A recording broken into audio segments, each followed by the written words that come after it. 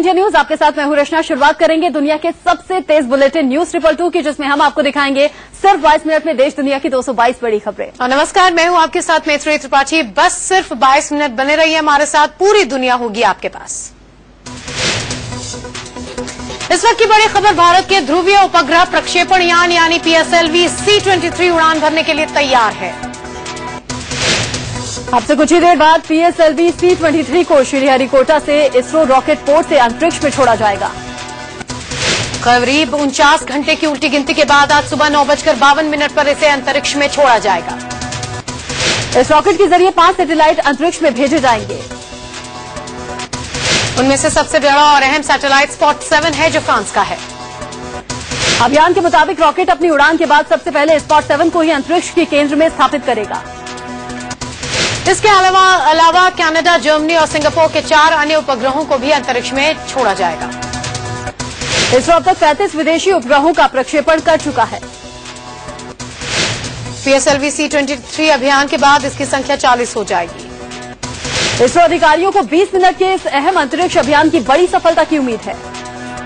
प्रधानमंत्री नरेंद्र मोदी कल ही श्रीहरिकोटा में सतीश धवन अंतरिक्ष केंद्र से इस प्रक्षेपण को देखने के लिए पहुंच चुके हैं। PSLV C-23 की उड़ान से पहले प्रधानमंत्री मोदी श्रीहरिकोटा में सतीश धवन अंतरिक्ष का मुआयना कर चुके हैं। वहां प्रधानमंत्री मोदी ने वैज्ञानिकों से बात की, रॉकेट लॉन्च पैड के साथ तस्वीरें भी खिंचवाई। मोदी सरकार के आने के बाद ये इसरो का पहला अंतरिक्ष अभियान है। DU में एडमिशन को लेकर आज पहली कट ऑफ लिस्ट जारी होगी। कट ऑफ लिस्ट जारी होने के अगले दिन यानी 1 जुलाई से दाखिले शुरू होंगे। बीटेक और BMS कोर्स में इस साल से दाखिला नहीं होगा। इन कोर्सेज की शुरुआत पिछले साल की हुई थी। हालांकि 2013 में बीटेक कोर्स में दाखिला लेने वाले छात्रों को बड़ी राहत दी गई है। ये कोर्स 4 साल का ही रहेगा। वहीं BMS कोर्स विवाद पर आज UGC की स्टैंडिंग कमेटी ने आपात बैठक बुलाई है। BMS कोर्स पर अभी तक कोई फैसला नहीं लिया गया है। इस कोर्स में दाखिला ले चुके छात्रों की तरफ से मांगी जा रही है कि ये 4 साल का ही रहने दिया जाए। UGC की स्टैंडिंग कमेटी आज इस पर कोई फैसला ले सकती है। संभव है कि बीटेक की ही तरह इसे 4 साल का रहने दिया जाए। दिल्ली में आतंकी हमले की फिराक में इंडियन मुजाहिदीन के आतंकी कार बम से कर सकते हैं फिदायीन हमला। IB ने दिल्ली पुलिस को अलर्ट भेजा है, जिसमें कहा गया है कि VVIP और VIP आतंकियों के निशाने पर हैं। कराची एयरपोर्ट पर आतंकी हमले के बाद अलर्ट जारी किया गया है। दिल्ली एयरपोर्ट के आसपास के 100 होटलों पर दिल्ली पुलिस की निगरानी है। दिल्ली पुलिस ने एयरपोर्ट की सुरक्षा में लगी CISF को रात के 1 बजे से सुबह 7 बजे तक खास निगरानी करने को कहा है। दिल्ली NCR में इस वक्त घने बादल छाए हुए हैं, कभी भी बारिश हो सकती है। बीती रात भी यहां जमकर बारिश हुई, धूल भरी आंधी भी चली। बारिश की वजह से तापमान गिरकर 26.4 डिग्री सेल्सियस पर पहुंच गया। दक्षिणी दिल्ली में रात 1:15 बजे सरोजनी नगर, सफदरजंग एन्क्लेव, ग्रीन पार्क, INA, ओखला में हल्की बारिश से मौसम सुहाना हो गया। यमुना पार के सभी इलाकों में बारिश हुई। तेज हवा के कारण उत्तर पूर्वी जिले के कुछ हिस्सों में कुछ घंटों की बिजली कटौती भी की गई। वहीं उत्तरी दिल्ली और बाहरी दिल्ली के इलाकों में हल्की बारिश से लोगों ने राहत महसूस की। बारिश की शुरुआत के साथ ही इंडिया गेट पर बारिश का लुत्फ उठाते हुए लोगों को देखा गया। मौसम विभाग के मुताबिक राजधानी में रात 11:30 बजे तक 4.8 मिलीमीटर बारिश हुई। तापमान गिरकर 26.4 डिग्री सेल्सियस हो गया। शाम 5:30 बजे तक अधिकतम तापमान 39 डिग्री सेल्सियस तक दर्ज किया गया, जबकि न्यूनतम तापमान 30 डिग्री सेल्सियस था।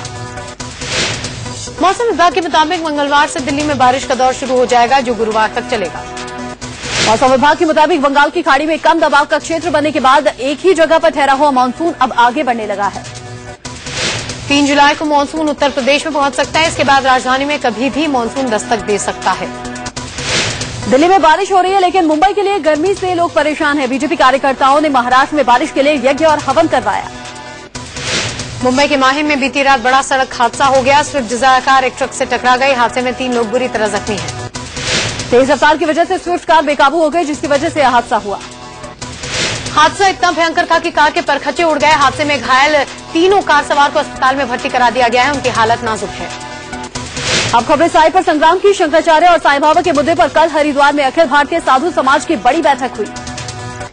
संतों की इस बैठक में 3 बड़े फैसले लिए गए। सभी संतों ने एक राय से साईं पर शंकराचार्य के रुख का समर्थन किया। दूसरे बड़े फैसले में संतों ने उमा भारती को मंत्रिमंडल से बर्खास्त करने की मांग की। हालांकि उमा भारती के खिलाफ कोई प्रस्ताव पास नहीं किया गया। इसी बैठक में संतों ने हिंदू मंदिरों में साईं बाबा की मूर्ति न रखने का प्रस्ताव पास किया। इस बैठक में देश भर से 60 से ज्यादा संतों ने हिस्सा लिया। सभी संतों के निशाने पर उमा भारती थी। दरअसल संत समाज उमा भारती के उस बयान से नाराज है जिसमें उमा ने साईं को मानने वाली बात कही थी। शंकराचार्य ने उमा भारती पर तीखा हमला करते हुए कहा कि उमा भारती राम भक्त नहीं है, वो मुसलमान की पूजा करती हैं, साईं मुसलमान थे। इसके बाद उमा भारती पर और तीखे हमले शुरू हो गए, जिसके बाद उमा ने शंकराचार्य को चिट्ठी लिखी। उमा भारती ने शंकराचार्य को एक पत्र लिखकर कहा कि वो उनके खिलाफ न बोली है न बोलेंगी। उमा ने कहा कि अब वो इस विवाद से दूर ही रहेंगी। उमा की चिट्ठी को संतों की बैठक में भी पढ़ा गया, लेकिन संत उमा भारती की सफाई से नहीं माने। सभी संतों ने एक राय से उमा भारती को शंकराचार्य से माफी मांगने के लिए कहा, लेकिन उमा ने अब तक माफी नहीं मांगी है। इधर दिल्ली के जंतर मंतर पर साईं भक्तों ने शंकराचार्य सरस्वती के खिलाफ मशाल जुलूस निकालकर प्रदर्शन किया। साईं भक्तों ने शंकराचार्य के खिलाफ नारेबाजी करते हुए उनके बयान को वापस लेने की धमकी दी। शिरडी में साईं भक्त महिलाओं ने शंकराचार्य को सांकेतिक रूप से चूड़ियां पहनाकर उनका विरोध किया। महिलाओं ने शंकराचार्य को गिरफ्तार कर शिरडी लाने की मांग की। महिलाओं ने शंकराचार्य को केंद्रीय मंत्री उमा भारती से भी माफी मांगने को कहा। हरिद्वार में साईं भक्तों ने शंकराचार्य के बयान के विरोध में गोविंद घाट पर साईं की मूर्ति को दूध और गंगा जल से स्नान करवाया। साईं की मूर्ति को स्नान कराने के बाद खुद साईं भक्तों ने भी गंगा में डुबकी लगाई। स्वामी स्वरूपानंद सरस्वती ने कहा था कि साईं भक्तों को गंगा स्नान नहीं करना चाहिए। साईं भक्तों ने शंकराचार्य के विरोध में स्नान किया। व्यापम घोटाले में एसटीएफ आज स्टेटस रिपोर्ट दाखिल करेगी। व्यापम में अब तक 531 लोग गिरफ्तार हो चुके हैं। मध्य प्रदेश विधानसभा का बजट सत्र आज से शुरू हो रहा है और ये 28 जुलाई तक चलेगा। मध्य प्रदेश विधानसभा के बजट सत्र के हंगामेदार रहने के आसार हैं। व्यापम घोटाले को लेकर कांग्रेस ने सरकार को घेरने की रणनीति बनाई है। तो वहीं मुख्यमंत्री शिवराज सिंह चौहान ने बीजेपी विधायकों को विपक्ष को मुंहतोड़ जवाब देने का निर्देश दिया है। मध्य प्रदेश विधानसभा में नेता विपक्ष सत्यदेव कटारे ने सीएम शिवराज सिंह चौहान को उनसे अपनी जान को खतरा बताया है। कटारे ने कहा कि व्यापम घोटाले में उन्होंने सीएम के खुलासे जो किए हैं उससे वो नाराज हैं, जिससे उनकी जान खतरे में है। कांग्रेस नेता कटारे ने अपनी जान के खतरे की बात राष्ट्रपति और प्रधानमंत्री को चिट्ठी लिखकर बताई है। व्यापम घोटाले पर मध्य प्रदेश में सियासत तेज हो गई है। एबीवीपी के कार्यकर्ताओं ने राजभवन को घोटाले का अड्डा बताया। एबीवीपी कार्यकर्ताओं ने राजभवन के बाहर धरना दिया और राज्यपाल राम नरेश यादव पर छात्रों के भविष्य से खिलवाड़ करने का आरोप लगाया। इससे पहले कल एमपी पुलिस ने व्यापम घोटाले में पूर्व संघ प्रमुख केएस सुदर्शन और सुरेश सोनी को क्लीन चिट दे दी थी। पुलिस ने कहा कि व्यापम घोटाले से केएस सुदर्शन और सुरेश सोनी का कोई लेना देना नहीं है, ये महज अफवाह है। समाजवादी पार्टी के नेता आजम खान ने व्यापम घोटाले में आरएसएस के नेताओं का नाम आने पर चुटकी ली। आजम ने कहा कि अगर अच्छे दिन आ गए हैं तो फिर इस तरह के घोटाले क्यों सामने आ रहे हैं। अमरनाथ यात्रा के दौरान हादसे में 2 श्रद्धालुओं की मौत हो गई। हादसा अमरनाथ गुफा के पास पत्थर गिरने की वजह से हुआ। बताया जा रहा है कि भूस्खलन से पत्थर यात्रियों पर गिरा, जिससे श्रद्धालु संभल नहीं पाए और उनकी मौत हो गई। मरने वाले श्रद्धालु बनारस के सुरेश यादव और पंजाब के भटिंडा के तारा सिंह हैं। दोनों ने शुक्रवार को यात्रा शुरू की थी। लाल पटरी में भी दिल का दौरा पड़ने से एक श्रद्धालु की मौत हो गई। 44 दिन तक चलने वाली अमरनाथ यात्रा बालटाल के रास्ते चल रही है। प्रधानमंत्री नरेंद्र मोदी 4 जुलाई को जम्मू कश्मीर के दौरे पर जाएंगे। यहां मोदी कटरा रेल लिंक का उद्घाटन करेंगे। जम्मू से कटरा जाने वाली ट्रेन की हरी झंडी दिखाने के बाद मोदी यहां एक रैली को संबोधित भी करेंगे। 4 जुलाई को मोदी सुबह 9 बजे जम्मू हवाई अड्डे पर पहुंचेंगे। यहां से पीएम मोदी सीधे हेलीकॉप्टर से कटरा जाएंगे। कटरा रेलवे स्टेशन के पास प्रधानमंत्री के हेलीकॉप्टर लैंडिंग के लिए 3 हेलीपैड्स बनाए गए हैं। मोदी कश्मीर के उड़ी में एक हाइड्रो पावर प्रोजेक्ट का भी उद्घाटन करेंगे। उसके बाद यूनिफाइड कमांड की बैठक लेंगे। प्रधानमंत्री नरेंद्र मोदी केदारनाथ धाम जा सकते हैं। यहां पीएम केदारनाथ आपदा राहत के कार्यों का जायजा भी ले सकते हैं। पिछले साल केदारनाथ आपदा के गुजरात के सीएम रहते जब मोदी उत्तराखंड गए थे तो उन्हें केदारनाथ जाने की इजाजत नहीं मिली थी। देश में जल्द ही सिर्फ 3 राष्ट्रीय पार्टियां बच सकती हैं। एनसीपी, बीएसपी और सीपीआई के राष्ट्रीय पार्टी का दर्जा छीना जा सकता है। चुनाव आयोग ने इस मामले में तीनों पार्टियों को नोटिस जारी कर पूछा था कि लोकसभा चुनाव में हुई हार के बाद क्यों न नेशनल पार्टी स्टेटस छीन ली जाए। चुनाव आयोग की तय शर्तों के मुताबिक राष्ट्रीय पार्टी के स्टेटस के लिए किसी पार्टी को 4 राज्यों में कम से कम 6% वोट होना चाहिए। 3/4 लोकसभा सीटों पर कम से कम 2% वोट मिलने पर भी राष्ट्रीय पार्टी का दर्जा मिल सकता है। दोनों शर्तों को नहीं पूरा करने पर कम से कम 4 राज्यों में राज्य की पार्टी के तौर पर उनकी मान्यता होनी चाहिए। एनसीपी, बीएसपी और सीपीआई अब इन शर्तों को पूरा नहीं कर पा रही हैं। इनका दर्जा छीनने पर बीजेपी, कांग्रेस और सीपीआईएम की राष्ट्रीय पार्टियों के रूप में बचेंगी। नियम के मुताबिक अगर कोई दल राष्ट्रीय पार्टी का अपना दर्जा गंवा देता है तो उसके बाद उसके पास पूरे देश में एक ही चुनाव चिन्ह पर चुनाव लड़ने का अधिकार नहीं होता है। 6 महीने के भीतर ये पता चल जाएगा कि देश में कितनी ब्लैक मनी है और कितनी बाहर। सूत्रों के मुताबिक एसआईटी ने सभी विभागों और एजेंसियों को इस काम के लिए 15 दिन से 1 महीने का वक्त दिया है। एसआईटी ने विभागों से ब्लैक मनी सर्च से लेकर टैक्स चोरी तक का ब्यौरा मांगा है। कहा है कि ये आंकड़े हवाई नहीं होने चाहिए। एसआईटी के प्रमुख अमित शाह का कहना है कि उनका पहला काम ये पता लगाना है कि देश में कितनी ब्लैक मनी है और बाहर कितनी गई है। उधर भारत सरकार ने स्विट्जरलैंड सरकार को चिट्ठी लिखकर स्विस बैंकों में जमा भारतीय नागरिकों के कालेधन की जानकारी मांगी है। अब खबरें इराक संकट की। सुन्नी आतंकी संगठन आईएसआईएस ने इराक और सीरिया के कब्जे वाले इलाके को अलग इस्लामी मुल्क घोषित कर दिया।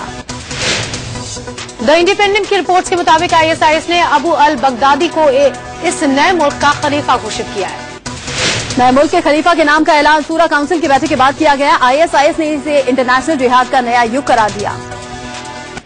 तिकरित शहर को सुन्नी विद्रोहियों के नियंत्रण से छुड़ाने के लिए इराक की सेना की ओर से हमले लगातार जारी हैं। अधिकारियों के मुताबिक तिकरित के विभिन्न हिस्सों में सेना और विद्रोहियों के बीच मुठभेड़ चल रही है। इराकी सेना के विमान विद्रोहियों के ठिकाने पर हमला कर रहे हैं। तिकरित शहर को सुन्नी विद्रोहियों ने 11 जून को अपने नियंत्रण में ले लिया था और इसके साथ साथ उत्तरी क्षेत्र के एक बड़े हिस्से पर अपनी पकड़ बना ली थी। इराक को रूस से लड़ाकू विमानों की पहली खेप मिल गई है। इराक के रक्षा मंत्री ने कहा कि 3 से 4 दिन में 5 सुखोई Su-25 लड़ाकू विमान एयरफोर्स में शामिल हो जाएंगे।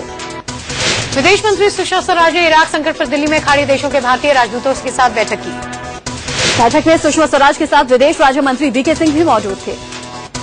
बैठक में इराक में फंसे करीब 10,000 भारतीय नागरिकों को सुरक्षित बाहर निकालने पर चर्चा हुई। विदेश मंत्रालय के मुताबिक इराक के अशांत क्षेत्र में 150 भारतीय फंसे थे, जिसमें 50 को सुरक्षित निकाल लिया गया, लेकिन अभी 100 भारतीय फंसे हैं। राजनयिकों की बैठक के बाद विदेश मंत्रालय ने बताया कि इराक में अगवा सभी 39 भारतीय नागरिक सुरक्षित हैं। साथ ही इराक के तिकरित में फंसी 46 भारतीय नर्सें भी पूरी तरह सुरक्षित हैं। इराक से भारतीयों को लाने के लिए एयर इंडिया के 3 विमानों को स्टैंड बाय रखा गया है। साथ ही सरकार ने इराक में भारतीय दूतावास को कल्याण कोष का एक हिस्सा ट्रांसफर किया है, ताकि वहां से भारतीय बाहर निकाले जा सके। विदेश मंत्री सुषमा स्वराज ने इराक में अगवा भारतीयों के परिजनों से करीब 1.5 घंटे तक मुलाकात की। विदेश मंत्री ने उन्हें भरोसा दिलाया कि सरकार उनकी सुरक्षित वापसी के लिए सभी कदम उठा रही है। उत्तर पूर्वी दिल्ली के ज्योति नगर में पार्किंग को लेकर जमकर मारपीट हुई। पुलिस ने 3 लोगों को गिरफ्तार कर लिया है। दोनों पक्षों के एक दूसरे की गाड़ियों को शीशे तोड़ दिए गए, जान से मारने की धमकी भी दी गई। दिल्ली पुलिस ने न्यू राजेंद्र नगर में कारोबारी तरुण बजाज के मर्डर केस में 4 लोगों को गिरफ्तार किया है। इनमें से 2 महिलाएं हैं। पुलिस ने 3 आरोपियों को देहरादून से और 1 को दिल्ली से गिरफ्तार किया। पुलिस का दावा है कि हत्या लूटपाट के इरादे से की गई थी। आरोपी कारोबारी को ब्लैकमेल कर उगाही करने की कोशिश में थी, जिसका विरोध करने पर 25 जून को उनका मर्डर हो गया। पूर्वी दिल्ली के मयूर विहार फेज 3 में कल पानी की पाइपलाइन में ब्लास्ट हो गया, जिसके बाद पूरी सड़क पर पानी फैल गया। स्थानीय लोगों को कहना है कि ये पानी की पाइप पहले से डैमेज थी, बावजूद इसके दिल्ली जल बोर्ड ने इसकी मरम्मत नहीं की। दिल्ली से सटे गाजियाबाद में समाजवादी पार्टी के स्थानीय नेताओं ने एक बिजनेसमैन से रंगदारी मांगी, मना करने पर मारपीट की। बिजनेसमैन का आरोप है कि एसपी के नेताओं ने रंगदारी नहीं देने पर तेल छिड़क कर जला देने की धमकी दी। सरेआम रंगदारी और गुंडागर्दी की तस्वीर सीसीटीवी कैमरे में कैद हो गई। पीड़ित बिजनेसमैन ने विजेंद्र उर्फ कालू यादव, रामकिशन पहलवान, प्रदीप और संदीप यादव के खिलाफ मुकदमा दर्ज कराया है। बदायूं में 2 बहनों से गैंगरेप और मर्डर मामले में सीबीआई को अहम सुराग हाथ लगा है। सीबीआई को मृतक 2 बहनों में से एक का मोबाइल फोन मिला है। सूत्रों के मुताबिक मोबाइल फोन काफी खराब और टूटी हालत में मिला है। मोबाइल से सिम कार्ड और चिप भी गायब है। जांच में पता चला है कि मोबाइल फोन गांव की एक दुकान से खरीदा गया था। मोबाइल फोन को फर्जी आईडी के सहारे खरीदा गया था। सीबीआई इस दुकानदार से भी कई बार पूछताछ कर चुकी है। दुकानदार का कहना है कि वारदात से लगभग 15 दिन पहले मोबाइल फोन एक प्री एक्टिवेटेड सिम कार्ड के साथ उनकी दुकान से खरीदा गया था। यूपी के बिजनौर में पुलिस वालों ने घरों में घुसकर कई महिलाओं से बदसलूकी की। शनिवार देर रात करीब 30 पुलिस वालों ने इलाके में दबिश दी। सो रही महिलाओं को डंडे से पीटा, उनके कपड़े फाड़ दिए। दरअसल 3 जून को एक सड़क हादसे में एक लड़की की मौत के बाद गुस्सा आए लोगों ने थाने पर पथराव किया था। इसके बाद पुलिस ने करीब 70 लोगों के खिलाफ केस किया। उन्हीं की तलाश के दौरान पुलिस ने महिलाओं से बदसलूकी की। राजस्थान के अजमेर में 60 साल की बुजुर्ग महिला से गैंगरेप का मामला सामने आया है। आरोप है कि पीर बाबा की मजार पर ले जाने के बहाने 2 युवकों ने महिला से गैंगरेप किया। जयपुर में एक रिटायर्ड आईएएस अधिकारी के घर काम करने वाली महिला की सर्वेंट क्वार्टर में हत्या कर दी गई। पुलिस हत्या में किसी परिचित का हाथ होने की आशंका जता रही है। पुलिस मामले की जांच कर रही है। यूपी के एटा में कच्चा बनियान गिरोह के बदमाशों ने राष्ट्रीय फुटबॉलर इकबाल और उनके एक रिश्तेदार की हत्या कर दी। करीब 10 बदमाशों ने इकबाल के घर पर धावा बोला, घरवालों को बंधक बनाकर लूटपाट की। यूपी के इटावा के जिलाधिकारी की स्विमिंग पूल में नहाते वक्त गर्दन की हड्डी टूट गई। सैफई में प्राथमिक उपचार के बाद गंभीर स्थिति में उन्हें एयर एम्बुलेंस से दिल्ली के एम्स भेजा गया। चेन्नई में इमारत के गिरने से अब तक 14 लोगों की मौत हो चुकी है। इमारत के कमरे में अभी भी कुछ लोगों के दबे होने की आशंका है। इमारत 11 मंजिला बनाई जा रही थी। चश्मदीदों के बयान के मुताबिक इमारत में काम चल रहा था। इसी दौरान ये अचानक भरभराकर ढह गई। असम में बाढ़ के कहर से अब तक 11 लोगों की मौत हो चुकी है, जबकि हजारों लोग प्रभावित हैं। बारिश की वजह से ब्रह्मपुत्र नदी के जलस्तर लगातार बढ़ता हुआ दिख रहा है। भारी बारिश और बाढ़ के चलते गुवाहाटी के मुख्य हिस्सों में कमर तक पानी भर गया है। आलम यह है कि गुवाहाटी के मुख्य इलाकों में अब नाव ही आने जाने का मुख्य साधन बन गई है। कुछ जगहों पर जमीन खिसकने की भी खबर है। शहर में स्कूलों को बंद रखने का आदेश दिया गया है। असम के 6 जिलों पर बाढ़ का सबसे ज्यादा असर देखा जा रहा है। लखीमपुर, डारंग, सोनितपुर, उदलगुरी, गुवाहाटी और कामरूप में बारिश की वजह से जनजीवन अस्त व्यस्त हो गया है। बाढ़ प्रभावित क्षेत्रों के लिए 5 राहत शिविर खोले गए हैं। फरीदाबाद में सूरजकुंड में बीजेपी के 2 दिन का ट्रेनिंग कैंप कल खत्म हो गया। लालकृष्ण आडवाणी ने सबसे आखिर में सांसदों को संबोधित किया। लालकृष्ण आडवाणी ने कहा कि नरेंद्र मोदी पहला टेस्ट खेलते हुए कप्तानी की और ट्रिपल सेंचुरी भी मार दी। संघ के सह सरकार्यवाह सुरेश सोनी ने बीजेपी के नए सांसदों की क्लास ली। सूरजकुंड में बीजेपी के नए सांसदों को ट्रेनिंग के दूसरे और आखिरी दिन सोशल मीडिया के इस्तेमाल पर ट्रेनिंग दी गई। सूत्रों से खबर है कि सांसदों को स्टिंग ऑपरेशन से सावधान रहने और बचने की भी गुर सिखाए गए। सांसदों को बताया गया कि आपका वीडियो कैसे बनाया जा सकता है, कैसे किसी अजनबी से आमने सामने या फिर फोन पर संभल कर बात करें। प्रधानमंत्री नरेंद्र मोदी फेसबुक, ट्विटर के जरिए जनता का मूड भांपने की तैयारी कर रहे हैं। इसके लिए प्रधानमंत्री ने सूचना और प्रसारण मंत्रालय की सोशल मीडिया विंग को फेसबुक, ट्विटर जैसे सोशल मीडिया प्लेटफॉर्म पर नजर रखने का काम सौंपा है। सोशल मीडिया विंग को काम दिया गया है कि वो सोशल साइट पर लोगों की एक्टिविटी के आधार पर देश में तैयार हो रहे जनमत के ताजा रुझानों से मोदी को अवगत कराएं। गोवा के मुख्यमंत्री मनोहर पर्रिकर ने कहा है कि लोगों को मोदी सरकार के कार्यकाल के शुरू होते ही चमत्कार की उम्मीद नहीं करनी चाहिए। पर्रिकर ने कहा, काफी लोग मुझसे पूछते हैं अच्छे दिन आने वाले थे, आ गए क्या? मैं कहता हूं नहीं, आ रहे हैं। साथ ही मनोहर पर्रिकर ने कहा कि राज्य और केंद्र अब मिलकर काम कर सकते हैं क्योंकि वो समान सोच के आधार पर हैं। केंद्रीय गृह राज्य मंत्री किरण रिजिजू ने भारतीय हिस्से को चीन के नक्शे में दर्शाए जाने पर नाराजगी जाहिर की है। गृह राज्य मंत्री ने कहा कि राष्ट्रपति हामिद अंसारी चीन के दौरे पर है, लेकिन चीन हमारे देश के अहम अंगों को अपना बता रहा है, ये गलत है। अरुणाचल के सीएम नबाम तुकी ने कहा कि चीन की हरकत से अरुणाचल के लोगों के जज्बातों को झटका लगेगा। कांग्रेस प्रवक्ता मनीष तिवारी ने कहा है कि आक्रामक विदेश नीति की वकालत करने वाली सरकार चीन के घुसपैठ पर चुप क्यों है। पूर्व केंद्रीय मंत्री विनोद शर्मा ने दिल्ली के जंतर मंतर में हरियाणा सरकार के खिलाफ प्रदर्शन कर रहे शिक्षकों से मुलाकात की। विनोद शर्मा ने सरकारी सहायता हासिल स्कूलों में काम कर रहे शिक्षकों को शिक्षा विभाग के अधीन लाने की मांग का समर्थन किया। विनोद शर्मा ने भरोसा दिलाया कि उनकी जन चेतना पार्टी शिक्षकों के अधिकारों के लिए हमेशा संघर्ष करती रहेगी।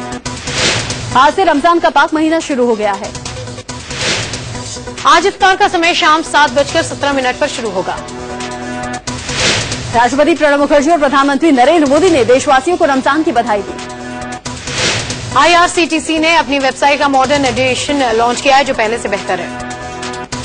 दावा किया जा रहा है कि नई वेबसाइट सरकार 10 या उससे अधिक कर्मचारियों वाली कंपनियों को भी एम्प्लॉय प्रोविडेंट फंड ऑर्गेनाइजेशन के दायरे में लाने पर विचार कर रही है। इसके तहत अभी तक किसी कंपनी में 20 कर्मचारियों का होना जरूरी होता था, लेकिन अब सरकार इस संख्या को घटाकर 10 करने के बारे में सोच रही है। सरकार के इस फैसले से करीब 50 लाख कर्मचारियों को EPF का फायदा होगा। इंफोसिस के संस्थापकों में से एक SD शिवलाल के अमेरिका में 800 मकान है, जर्मनी में भी प्रॉपर्टी है। शिवलाल की इंफोसिस में 3500 करोड़ की हिस्सेदारी है, लेकिन उनका रियल्टी कारोबार 6500 करोड़ का है। आमतौर पर रियल्टी कारोबारी बेचने के लिए घर खरीदते हैं, लेकिन शिवलाल किराए पर देते हैं। मोदी सरकार लेबर रिफॉर्म्स की दिशा में बढ़ने की कोशिश कर रही है, जिससे एम्प्लॉयर्स लेबर लॉ की जटिलताओं के बगैर ज्यादा कामगारों से काम लिया जा सकेगा। दरअसल ministry of labour and employment ने प्रपोजल दिया है कि 10 से 40 एम्प्लॉयज वाली कंपनियों को विभिन्न लेबर लॉज के तहत छूट दी जाए। जानकारों के मुताबिक कंपनियों को कई मामलों में अथॉरिटीज को रिपोर्ट देनी होती है, लेकिन सरकार इसमें ढील देने की तैयारी कर रही है। ब्रिटिश मस्जिदों ने आतंकवाद के खिलाफ लड़ाई शुरू कर दी है। इस मुहिम के तहत गुमराह होकर आतंकी संगठनों का शिकार बन रहे युवाओं को सही रास्ता दिखाया जाएगा। इमाम गुमारा लोगों को प्रेरित करेंगे कि वे सीरिया और इराक चंदा भेजने के बजाय इसका इस्तेमाल चैरिटी में करें। हाल ही में रिपोर्ट के मुताबिक करीब 500 ब्रिटिश इराक के आतंकी संगठन ISIS के लिए लड़ रहे हैं। पिछले हफ्ते एक वीडियो के जरिए कार्डिफ के रहने वाले 2 युवा लोगों से अपील कर रहे थे कि वो सीरिया और इराक में लड़ रहे जिहादियों के साथ जुड़े। उत्तर कोरिया ने संयुक्त राष्ट्र के प्रतिबंध की अनदेखी करते हुए रविवार को मध्यम दूरी की 2 बैलिस्टिक मिसाइलें छोड़ दी। दक्षिण कोरिया की सेना के मुताबिक मिसाइलें उत्तर कोरिया के पूर्वी समुद्री तट की ओर दागी गईं। मिसाइलें ऐसे समय दागी गईं जब प्योंगयांग के करीबी सहयोगी चीन के राष्ट्रपति शी जिनपिंग सियोल आने वाले हैं। उत्तर कोरिया की इस हरकत पर जापान और दक्षिण कोरिया ने गहरी नाराजगी जताई है। नासा ने पृथ्वी के वायुमंडल में उड़न तश्तरी का सफल टेस्ट कर अपने मंगल अभियान की दिशा में एक कदम और आगे बढ़ा दिया। नासा ने LDSG का navy Pacific missile range facility से टेस्ट अंजाम दिया। फीफा वर्ल्ड कप के प्री क्वार्टर फाइनल के रोमांचक मुकाबले में नीदरलैंड्स ने मैक्सिको को 2-1 से हराया। इसी जीत के साथ नीदरलैंड्स की टीम ने क्वार्टर फाइनल के लिए क्वालिफाई कर लिया। नीदरलैंड के स्नाइडर और हंटलार ने एक गोल दागा, वहीं मैक्सिको की ओर से इकलौता गोल जियोवानी डोस सैंटोस ने किया। कल रात खेले गए दूसरे मैच में कोस्टा रिका ने ग्रीस पर बेहद रोमांचक जीत दर्ज की। अतिरिक्त समय तक मैच का स्कोर 1-1 से बराबर रहा। अब क्वार्टर फाइनल में कोस्टा रिका का मुकाबला नीदरलैंड से 5 जुलाई को होगा। कोस्टा रिका 5 पेनाल्टी शूट में 5 गोल कर पाई। रिया पिल्लई मामले में आज मुंबई की बांद्रा कोर्ट में सुनवाई होनी है। रिया पिल्लई ने लिएंडर पेस और उनके पिता पर घरेलू हिंसा कानून के तहत मुकदमा दर्ज कराया है। रिया पिल्लई लिएंडर पेस की पूर्व लिव इन पार्टनर हैं। 8 साल की बेटी को लेकर दोनों के बीच में कानूनी विवाद भी चल रहा है।